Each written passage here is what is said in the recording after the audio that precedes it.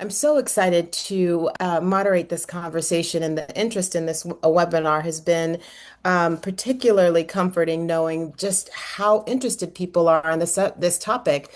We had almost 2,200 people register for this webinar, which means it really is of interest and top of mind. And I'm really excited to get this conversation started because it not only feels timely to a conversation that is dominating the education world, but also thinking about the research and the business community and how they're talking about the importance of future readiness skills like emotional regulation. At the heart of social and emotional learning and development is emotional regulation, something that we at CASEL call self-management in our CASEL framework or the CASEL wheel. It's the foundational skill topping educators' list of urgent classroom concerns, and that's across the education continuum. We know that it plays a critical role in helping young people focus, collaborate, and thrive. And beyond the classroom data, we know that these skills, often called soft skills or durable skills or foundational skills, are linked to workplace readiness and career success. In fact, LinkedIn's most in-demand skills of 2024, seven of the top 11 of those most demand skills were communication, customer service, leadership, management, teamwork, problem solving, and adaptability. All we know that are tied to social and emotional skill development. In addition, more than half of employers surveyed in the World Economic Forum's Future of Jobs 2025 report, which was just released not too long ago, listed these traits acquired through social emotional learning as core skills to the workforce. We have seen through all the research in coordination with states through our Portrait of a Graduate scan that the incredibly impactful skills that districts and states want for their young people to have when they graduate are grounded in these SEL skills. And we know that it's not only part of a high quality education, but it also is a critical component of the workforce. I'm so excited to dig into the conversation today, and especially with this particular panel. As a reminder, if you have questions, please drop them in the chat. I am going to quickly introduce our panelists and then ask them a question. At CASEL, we begin our meetings, and also part of our practice is called to have an inclusive welcome. And so, to the panelists, I'm going to not only introduce you, but then I'll ask you to share what is one social and emotional skill that prepared you for your current role. So, first we have Dr. Mark Brackett, who's director of the Yale Center for Emotional Intelligence and a member of CASEL's board. We have Richard Hua, who is the worldwide head of Epic Leadership and founder of EQ at Amazon. And as somebody who regularly has Amazon packages delivered to my home, probably with a frequency higher than I should admit, I appreciate the work that you're doing. And then we have Fran Rabinowitz, who is the executive director at the Connecticut Association of Public School Superintendents. So while our panelists are thinking, I'll open it up. And as I think about one social emotional skill that prepared me for my current role, I would have to say I'm torn between flexibility or adaptability and persistence. In leadership, especially as you're leading and guiding and motivating people, there's a persistence that you have to be able to get up and keep going and keep going and keep going. So, and also as I look back on my career, I've had an uncanny ability to pick really interesting, difficult jobs or complex jobs. And so it has required a persistence to be able to navigate some of those roles and positions. And so, Mark, why don't I turn it over to you? Sure. Thank you, Aaliyah. Um, the topic of this webinar that we created is about emotion regulation, and I'm gonna just that's been my issue since the day I was born, and it will probably continue to be my challenge area. But it's life's work, and I'm just acknowledging that that's what it is. All right. Rich, how about you? I love it. I'd say it's empathy Mhm. and sort of that social awareness. I mean, I essentially am I call myself the chief EQ evangelist at Amazon, being able to reach, over 1 million people. But a lot of it's because of the ability to empathize with what other people are thinking and feeling.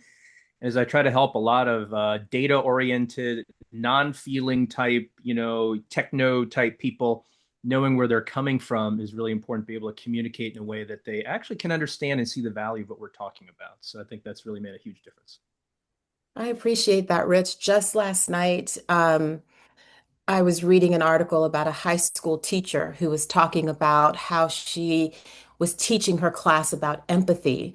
And she had all the kids go around and write down something that they were going through anonymously and put them in a bag. And then she read them one by one out loud to the class. And she talked about how fundamentally different the shift in the classroom was once other students started to realize not only how similar they were, but how everybody was going through something. And it really changed the tenor in a high school classroom. So I just thought it was a very interesting piece. And she specifically called out the importance of empathy in high schoolers. So I can appreciate that, Rich. So, Fran, coming to you, what about you? I'm torn among many, but I think I would talk about the ability to listen and to really actively listen to others. Certainly in my position now and in many, even as a teacher, I really needed that ability to really zone in and listen and not be, thinking about what I was going to say. Really being able to take in what people were telling me. And then to be able to respond in a way that made them understand that they were heard. Thank you for that, Fran. So, Mark, I will open up the first question to you. Folks may have heard you speak either at ASU GSV or our very own exchange, or heard your podcast, or be familiar with your work from your previous books. And your viewpoint on the research is really interesting because it's very practical about how folks can really actively take away in their own lives this piece around emotional regulation. So, could you share a little bit about what is the latest research showing us in terms of emotional regulation and self-management for students and educators, and how does it truly prepare them for their future? I would be delighted. I think importantly, let's define it because a lot of people get it wrong. Um, I've worked with people like Rich and Fran before, and when we talk with leaders, we often say things like, "All right, what do you think emotion regulation is?" And they say things like, "It's control. It's about suppressing your emotions at work. It's about not feeling, ignoring, denying." And I said, "Well, that's not our definition." Um, and I think very simply, the way we like to think about it is that emotion regulation is about learning how to use all of our feelings wisely to achieve our goals in life. And I think it's an easy definition. And it includes the things that we think about and the things that we do in that service. Now, I think importantly also, there's been an overemphasis, especially in the United States and American culture, around the self-regulation piece. And I want to say that a big part of emotion regulation is about the relationship management aspect of CASEL's work. It's about co-regulation and interpersonal regulation. And since we're here talking about leaders in the future, just one thing I'll share is that in our own research, what we have found is that a manager or a leader who is very skilled at managing their own emotions, that's helpful for their stress, their well-being, their own mental health. But the manager or leader who is good at co-regulating, who is able to support the team and help them deal with their feelings, guess what? Those people are happier at work. They're less stressed out at work. They're more productive. And the climate is just generally more positive. So that's that. And then just for now, lastly, there is, I feel like in our work in the United States in particular, somehow or another, people have not seen the value proposition of teaching the skill of emotion regulation. They think, oh, that's learned like in life. Well, my research shows that less than 10% of us believe that we learn anything about emotion regulation at home, and only 7% of us say that we learned it in school. So for everyone who says that it has to be done elsewhere, I hate to tell you, it hasn't been done. And so we need to formalize that. And importantly, what we know from our research is that children and adults who are better at emotion regulation, they're better at paying attention, they are better learners, they have better quality decisions, they're sound decision making, higher quality relationships, enhanced mental and physical health, and importantly, they live longer. There's actually research to show that you will live a longer, healthier life if you have this skill. That's amazing, Mark. Fran, I'm going to come to you next. And, I had a kind of firsthand observation, and it almost felt out of body at the beginning of this school year. My youngest son, it's his last year of elementary school, so I was walking him into school. And yes, he allowed me to, even as at last year of elementary school. And the amount of kindergartners in the hallways screaming at the top of their lungs or crying or running to their parents, I just thought to myself, oh my gosh, they're having a tough transition. It's the first day of school. So, of course, the fear for a young child, the unknown, and all the things that schools, as a former elementary teacher, I know, or principal, you try to do to make sure kids feel welcomed. There is a massive component of emotional regulation and self-management that has to happen in schools. And so when you think about all the educators that you serve, and from an educator's perspective, can you talk about what are their priorities and how do SEL skills help prepare students for school and success after school? Well, Alaya, I'm so happy you started with that because my grandson started kindergarten this year, and one of my younger grandsons, and his mom went down to the school, so that when he got off the bus, she could see him. And of course, he was crying. He's a very shy little boy, and she was a wreck. And I said, you know what? It's okay. The teacher will know how to take care of him. And I knew that because I knew they had been well trained in emotional regulation. I can't say enough about it. I was a superintendent in a very large city. We didn't have any money and not a lot of resources, but I absolutely believed because I knew Mark and I knew his work and I had used it in another district. And I knew how important it was that that be the foundation of our school district, that it was ruler at the time. And they needed to understand that I was going to respect their feelings. And I understood that they were whole people.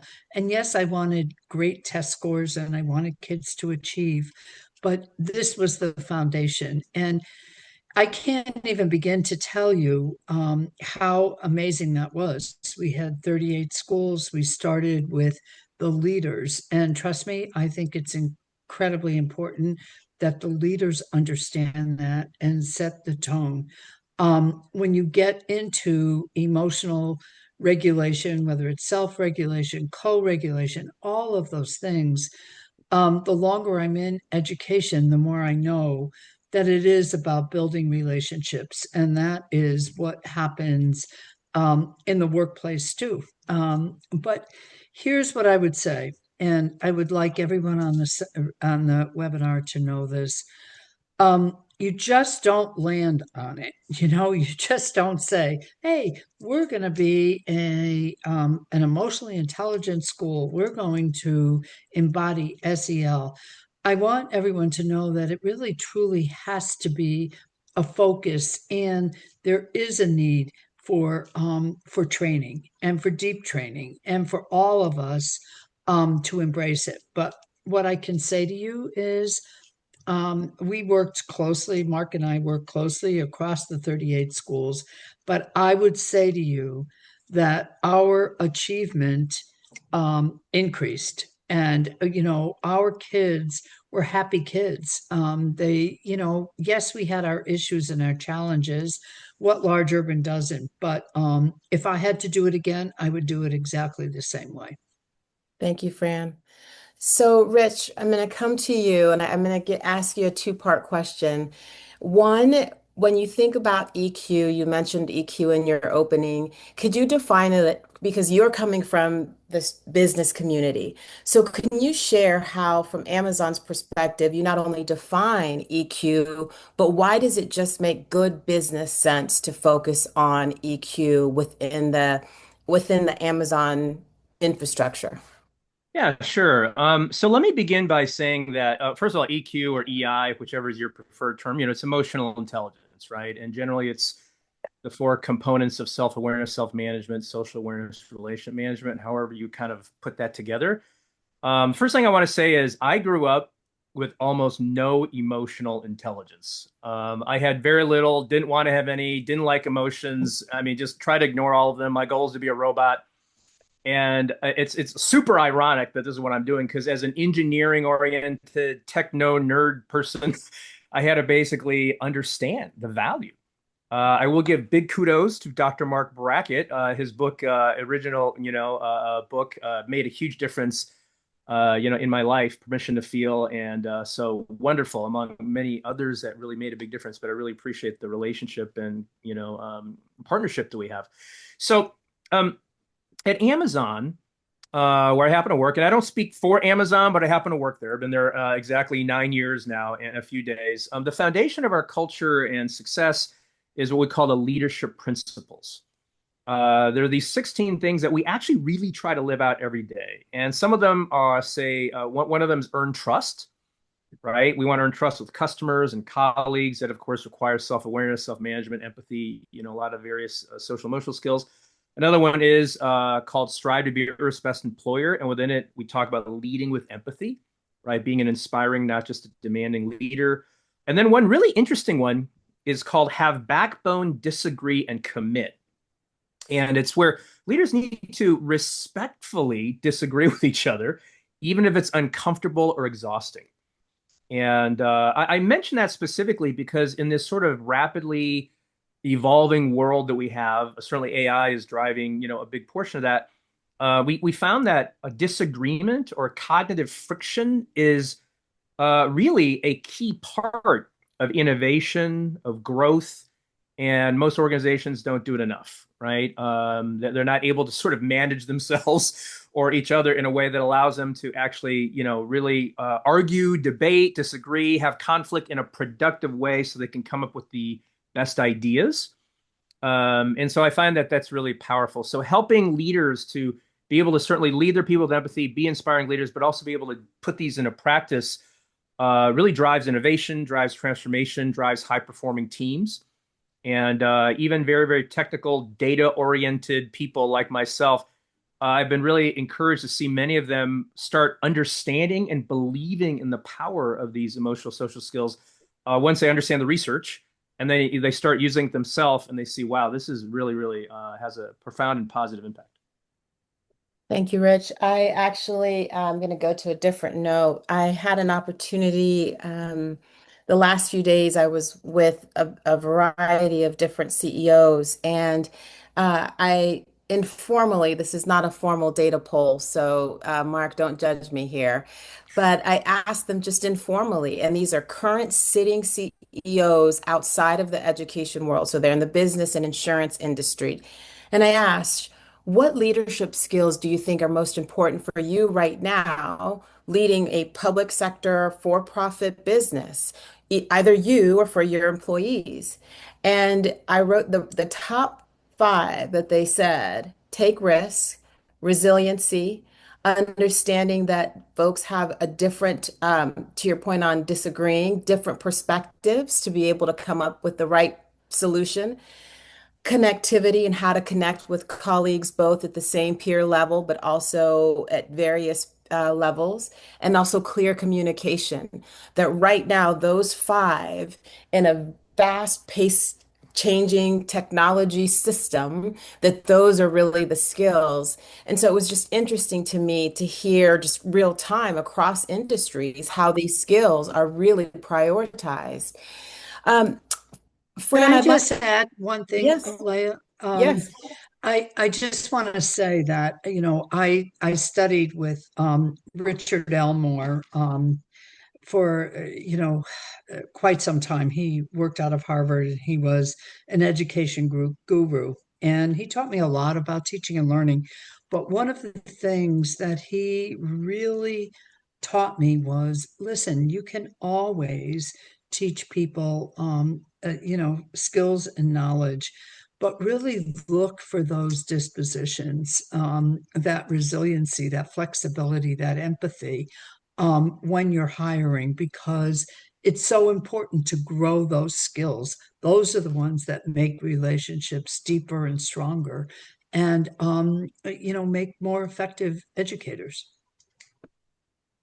I'll just add something too. I think coming at it from being not getting too scientific here, but important that we talk about dealing with conflict. We talk about inspiring a team. We talk about giving and receiving feedback as skills and outcomes. And I think that's what I want to do today, I hope, is make that connection that you can't give feedback if you're afraid of the response of the person you're giving feedback to. That paralyzes you. If you get feedback and you get triggered automatically and you can't like process what someone is saying to help you grow, then you're not going to get the feedback. And I think that we fail to realize that there's an underlying kind of basic SEL skill like emotion regulation that is driving our ability to do those other kind of outward facing things. Yeah, and hey, I just want to say, underline that one. I mean, in fact, I met with a group of senior executives just yesterday and talked about that exact topic. Funny enough, Mark, about giving and receiving feedback, and that the skill is kind of, in a sense, not really useful. I mean, you can train people how to do it, say this, do that, but if you're just like really scared, or you're just like, mad, or you're just like, I mean, emotionally, if you don't have the understanding of what's happening to you and then what to do with it, it's, all the skills in the world go out the window. It's kind of like what Mike Tyson says, right? Everyone's got a great plan until they get punched in the face. And that's a lot of what that, sort of emotion regulation skill, I think, is. So, really, Which really powerful. And just the feedback and the feedback is and the culture for giving that feedback has to exist. yes. That's the whole thing, and that is where I believe the dealing with feeling, the permission to feel, the ruler program, that's the culture that we have to embed in our schools in order for these other things to happen. Even restorative justice, I hear a lot about that.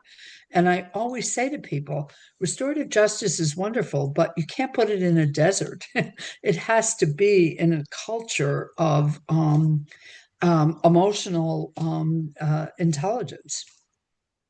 Yeah, just one last thing I'll add before I know you're going to have lots of questions is that I think what makes this side of the report card, dare I say, more difficult for people is that, when life is good, like you don't think about it. Like, what do I need emotional intelligence for? I'm having a good day. I don't need to regulate my feelings. And then maybe you're lucky enough to go on vacation and someone throws sand in your face and it's like, oh, and all of a sudden you have to deal with your feelings. And I think what's important for people to understand is that that's why we have to really get this stuff. We have to learn it and we have to practice it in the real world because it's the real world where this happens. It's not in some fantasy world. Mhm. So there's a lot of great questions coming up in the chat, and I would love to lift a couple of them up. One of them, which I really appreciate, is we have a member of the audience member who is picking up on the different terms that we're using in the language, from EQ, IQ to soft skills, durable skills. And it really is a two-part question.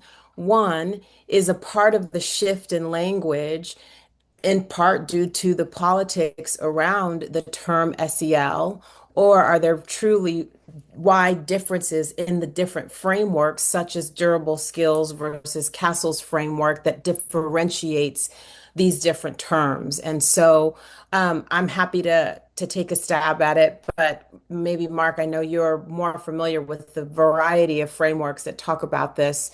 Any feedback there? Yeah, I think that it's like anything. There's so many words that there's synonyms for lots of things, and we get hung up on that.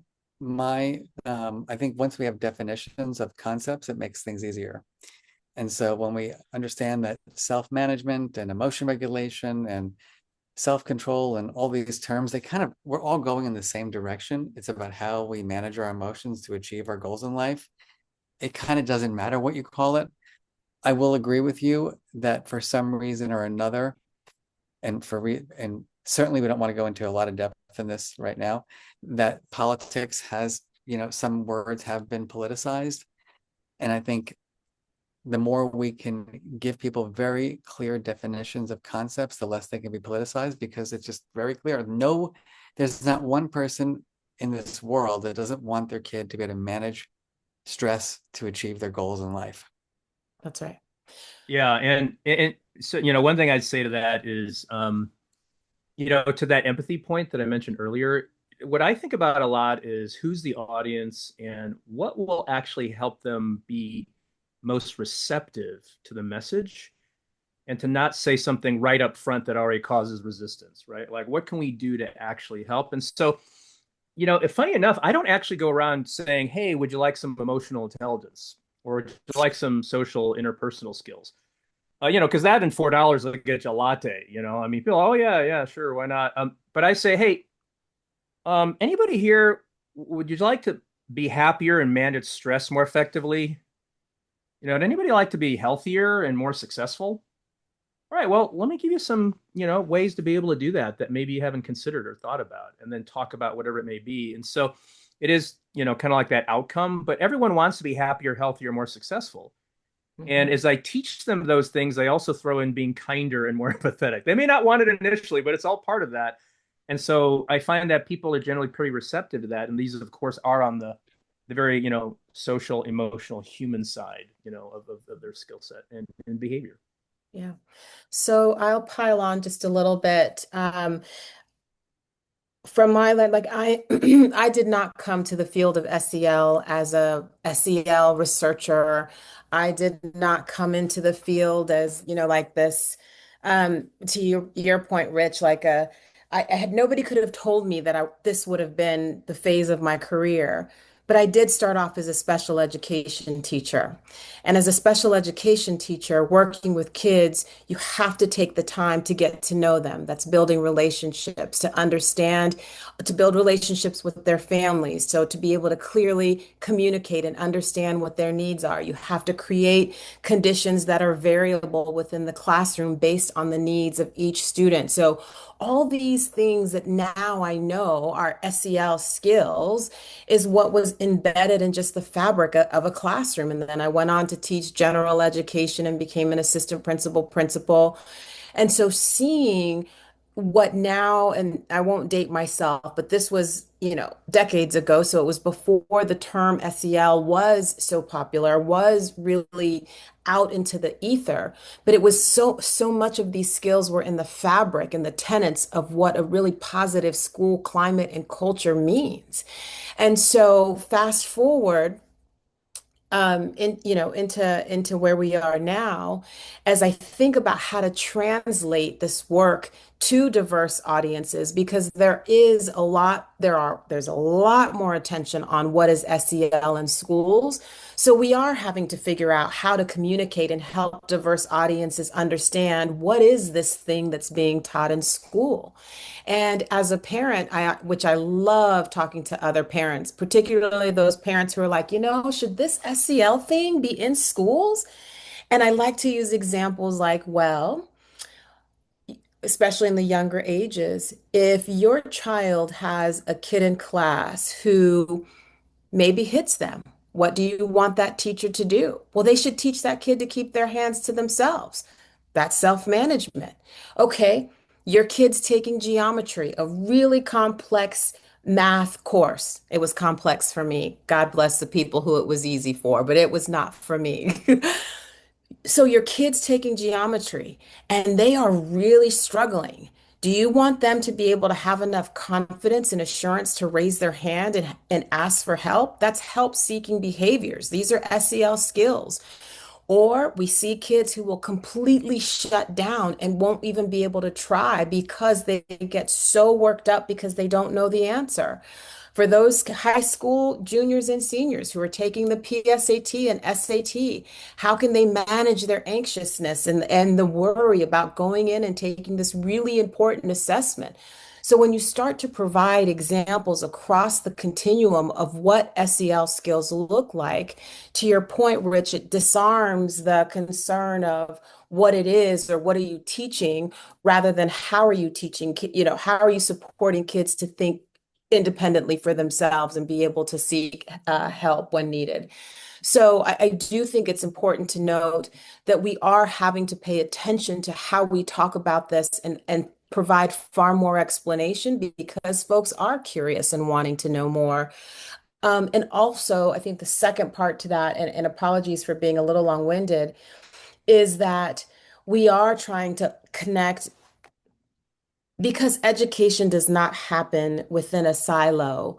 We have to be able to connect to the business community. We have to be able to think, how do we ensure that that pipeline from education into career or college, kids have the skills that they need. And so finding those connective points into the business community and the workforce is why we're paying so much attention and even having this webinar so that we can hear from business leaders who are, they have the next generation of workforce with them right now on the skills that they need so that we as educators can help fulfill and support those needs. So, a couple of questions also coming up in the chat. Folks are really hungry for books, resources, articles that we can point them to. So, Mark, I don't know if you have any that just comes to mind that you can drop in the chat or even Rich, resources that you use within the Amazon network. Um, and then um, this one is specifically for suggestions on helping youth with emotional regulation. There are quite a few questions for the older age group. I'm not quite sure um, how old, but younger folks saw high school call out. So, Mark, any suggestions that you might have for practical strategies to help young people regulate their emotions? Yeah, so that's one of the things that when the pandemic hit, I got, like CASEL got just dozens of emails, thousands of emails from people like, people are freaking out and nobody can regulate and everybody's fearful and anxious and overwhelmed and scared. And now, 5 years later, there are other crises in our society that are keeping people in that intense place, which I think is something we have to address, that kind of the life space that we are living in right now is putting us on overdrive, and people are looking for ways to help themselves and others regulate more effectively. At the same time, we have to change the systems. We have to help each other regulate. So it's a both and. But I think, firstly, what I would say is that we have to shift our belief systems about the whole thing in general. That we have this mindset, oh, I'm anxious, so that means I'm weak. I'm anxious, that means I can't go to work. You might have seen, Aaliyah, I'm sure the others did, but about 7 months ago, after the results of the last election, there was a school that had an article. They said, if you're too stressed out and overwhelmed, you don't have to go to school. And I was thinking to myself, oh, that's not what we would teach in SEL. Like, life is filled with lots of anger, disappointments, frustrations, or joys, and we have to deal with the whole thing. And so we have to get people to understand that piece of it. The second is we have to know what we're feeling. We can't label or we can't regulate what we don't know we're feeling. And so giving people that vocabulary, I can share. We have a free app that people can download called How We Feel to help build that. It was built with the co-founder of Pinterest, 100% free forever. And then I would say the breathing and mindfulness exercises are critically important. I know people roll their eyes when they hear mindfulness and breathing, but the research is really strong. You have to deactivate your system. When you're on overdrive and your brain is on fire and your nervous system is pumping these different chemicals into your brain and body, if you can't lower that temperature, you're not going to be able to do anything that's going to be helpful for you or anybody else. You got to be able to bring that system down. And then finally, I'll just say for now, is that we do have to learn how to shift our thinking. We're unfortunately, I think many of us, based on our race or our religion or our gender or whatever, whatever it was, we were gaslighted early in our lives and other people defined our realities for us. And we have to learn how to sift through that and say, nope, I actually like myself. Thank you very much. Nope, I'm a good person. Thank you very much. And so we have to figure out how to have that compassionate self-talk, because if we don't have it, we just spiral into those rumination places that are never helpful for us. So I'd start there. Yeah, and if I could underline a couple things, I actually have taught like hundreds of thousands of hardcore techno leaders, both at Amazon and other companies, about things like mindfulness, and they've really appreciated it. Now, what I do is I go, it's not just like, I don't say, well, mindfulness, like think about somebody sitting, somewhere in the forest, just kind of in a lotus position. But it's like, hey, do you know like the Navy SEALs actually do this practice of box breathing to be able to be ready for like some serious conflict? That's life or death, like helping frame it in a way where people are like, wow, okay, this can actually make a difference. And so a lot of people have actually learned to leverage it and been willing to accept it, right? Again, just because sort of presenting in a way that they can understand. But one thing I say to answer your original question, I believe one of the greatest ways to help our kids develop these skills is for we as adults to model them in our own life.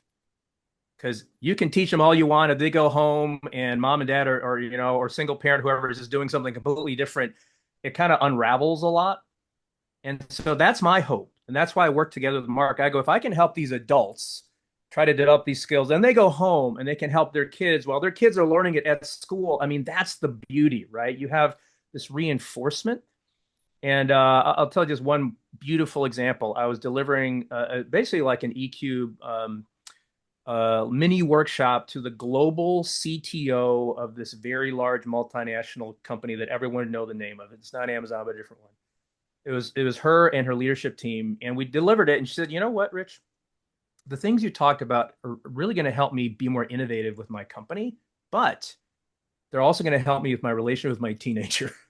And I'm going to go home and start practicing some of this today. Thank you very much." Right. And so that's my hope, that as we help the adults, they can also reinforce the things that the kids, really need. And in education, it's no different. I would like to pick up on what Rich said. That's why we began with the leaders, because we really believe that the leaders have to lead the way on this, and they have to understand.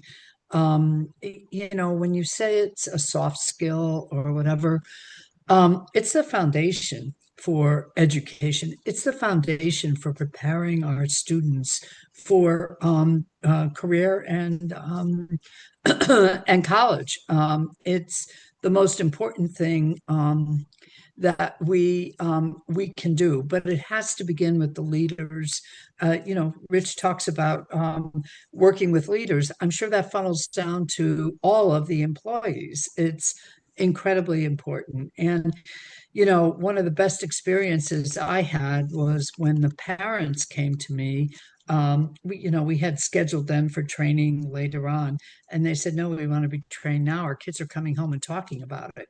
I knew that it had taken effect, and it branched out into the parents, etc. But I just have to emphasize again, it's training. It just doesn't come by osmosis.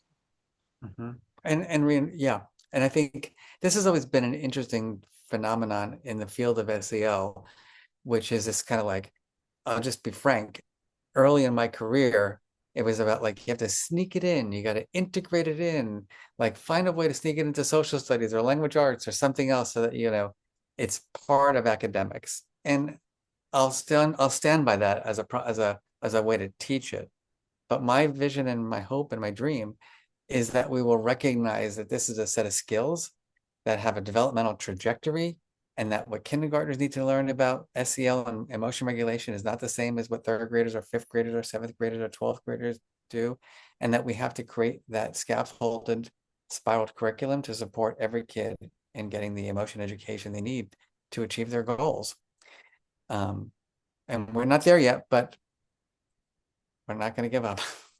Well, we have two really great questions that I want to lift up. I also just to double click on Mark, your point, and Rich, yours.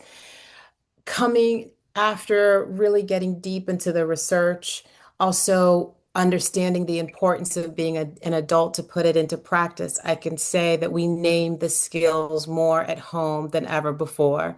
We talk about I mean, you think my sons, when I asked them the first time, like, how many decisions do you think you make in a day?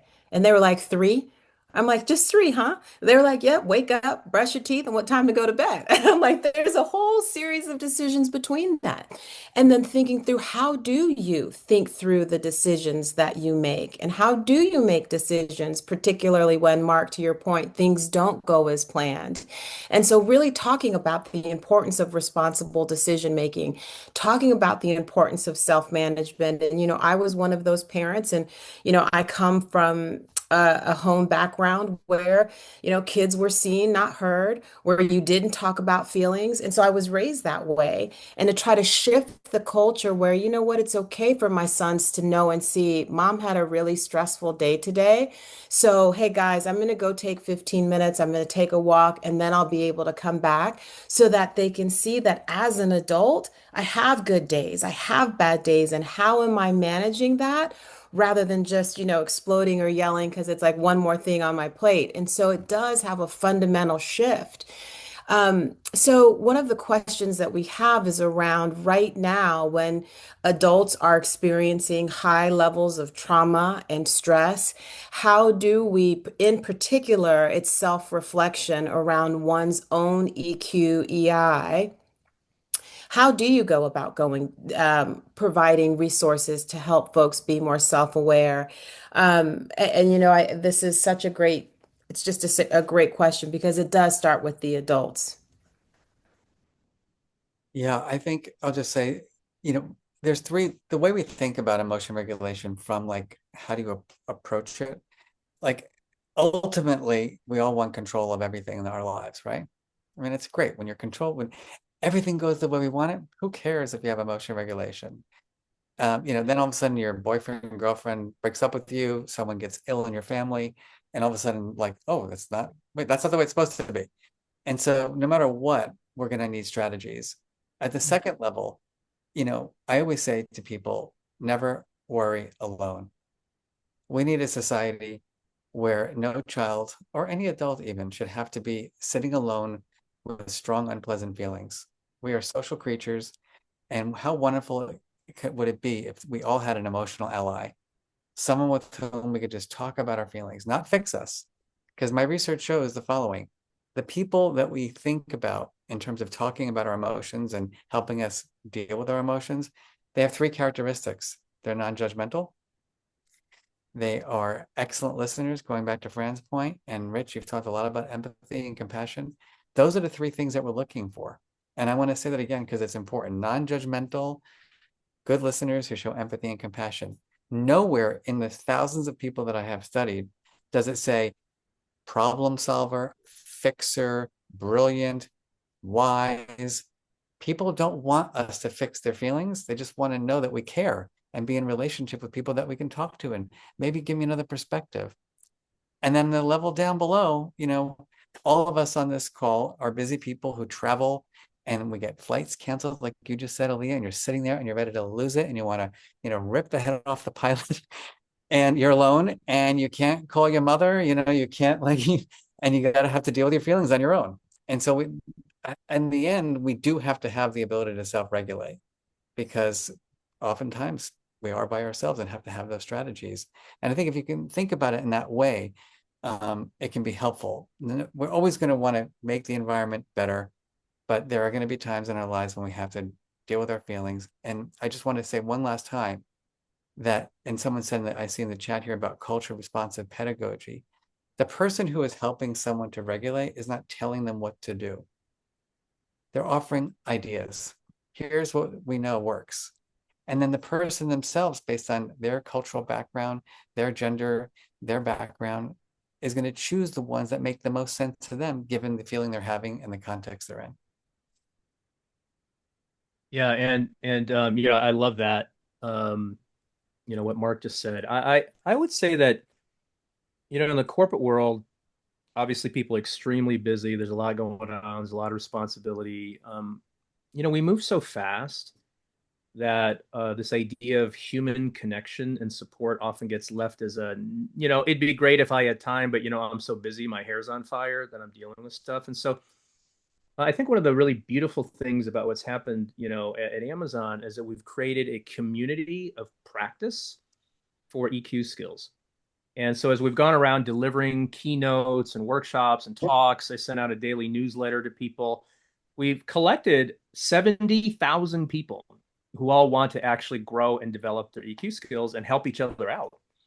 And so we have a Slack channel that's buzzing all the time with ideas and thoughts and sharing and vulnerability and support. And then you have the email. And then once a month, we have, incredible luminaries come on and talk about things. Sometimes they're named Mark Brackett and talk about like different events. And so it's this place where you go, in the midst of all the other stuff going on, here's a place where I can go and be myself and connect with other human beings. So I found that to be really, really powerful for people. And Mark, go ahead, Fran. Go ahead. oh, I would just say, in Mark's first book on permission to feel, I think school leaders, we need to give our teachers permission to teach these skills in their classroom and permission to take time for these skills. Mark said yes, it should be integrated into all that you do. I'm not in favor of a 15-minute period for emotional IQ. That doesn't work.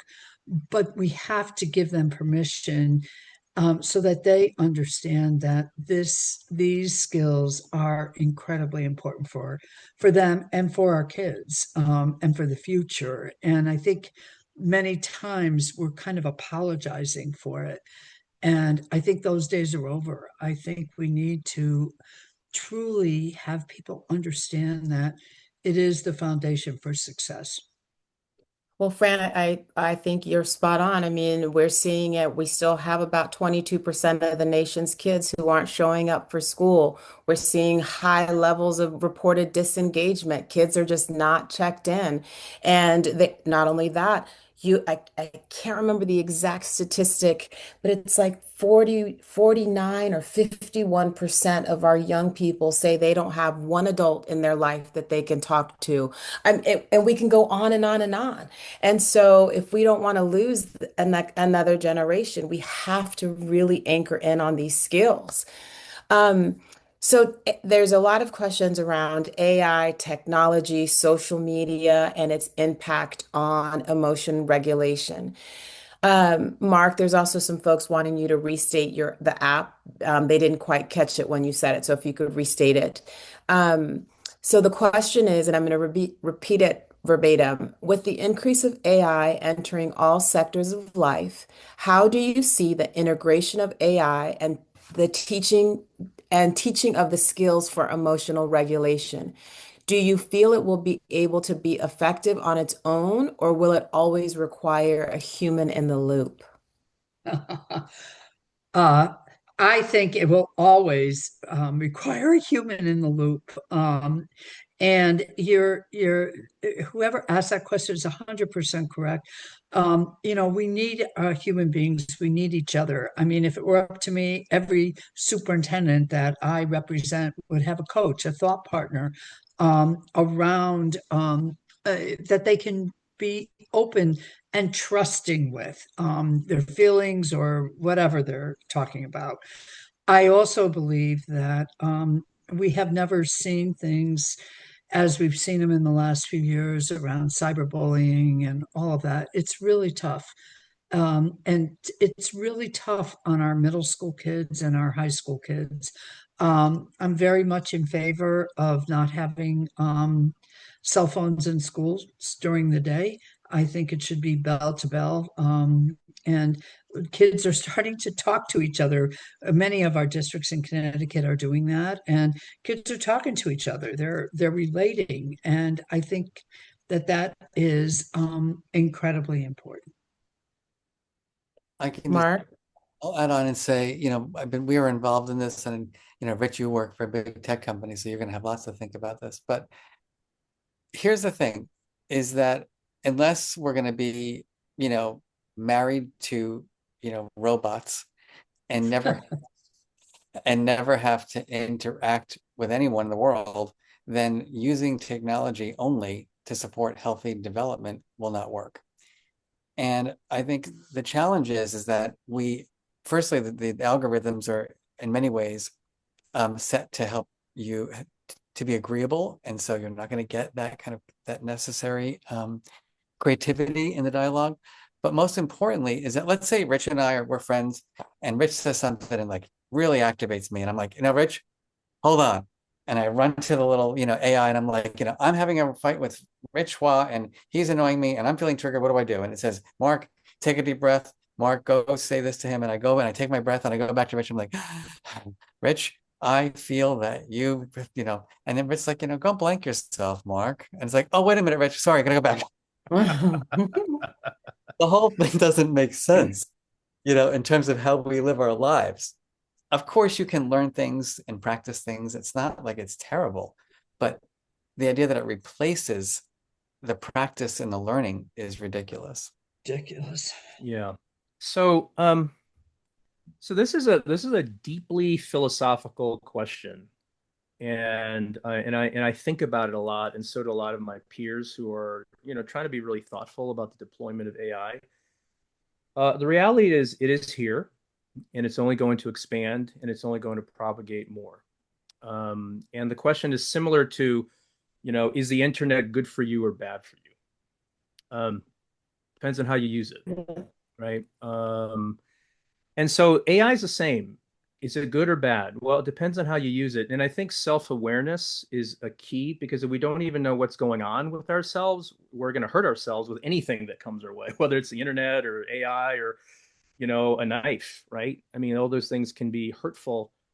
Um, and so what I deeply believe, and the research certainly shows it, is we absolutely need human connection. That fundamentally, that is a key to flourishing and thriving. But if we use AI correctly, it can actually help. Now, a lot of it could go off the rails, but AI can be infinitely patient and developed in a way that does help you develop certain skills. And the number one use of AI today globally is actually for companionship. That tells us something, right? Is that good or bad? Well, it kind of depends, I guess, right? Ultimately, hopefully, if AI provides some kind of support that moves you in the direction of actually going to a human being, then I think it can be good. But if it tries to replace the human being, because that's how it's programmed, then that can be bad. So there's a lot going on, and a lot of people have responsibility to be able to try to use it and deploy it in a way that ultimately does help people and humanity. And that's my hope, and that's what I'm trying to do, but within my sphere of influence. Rich, just one thing I want to add to that, is the difference between adults applying these things and kids is Yeah. Development does matter, especially like Fran was saying, middle schooler and high schoolers. Mm, Reputation is at the heart of what it means to be a middle schooler. Like, you want mm, people to like you, but because of AI being an easier avenue, and because of our general negativity bias, my fear, without good implementation and supports, yeah. is that it's going to pull kids in, and it's going to be harder to get them out. And so I Yeah. just want to be mindful of that. No, very, very fair, very well said. And I think people who deploy it do have a significant responsibility to consider that. So I appreciate you bringing that up. And I would just add, if we think that keeping the cell phones out from bell to bell is going to solve our issues, we're wrong. Yeah. That is, it's a strategy, but it is not a deep strategy to show kids how to your point, Rich and Mark, how to use AI in a way that contributes to their own happiness and success. And I'll just close it out and then I'll say our thanks. We're at the top, almost at the top of the hour, but one truly, and this is to your point, Rich, a philosophy question. I do believe, particularly for children, that humans should always be in the loop. And the importance of it in school in particular, it is because that is the place where kids get to practice the skills with their same age peers.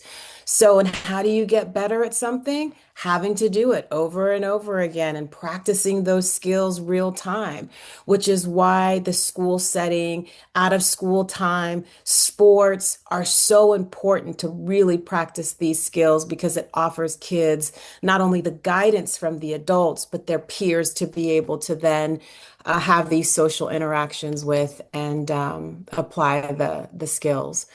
So truly, Rich, Mark, Fran, thank you for joining us in what will be the first of many conversations. As noted, we're launching our new strategic plan that's focused on not only AI and technology, but the workforce, career, and also academic integration. So please look for more from CASEL on these topics. But thank you for your expertise and lending your time. We are grateful.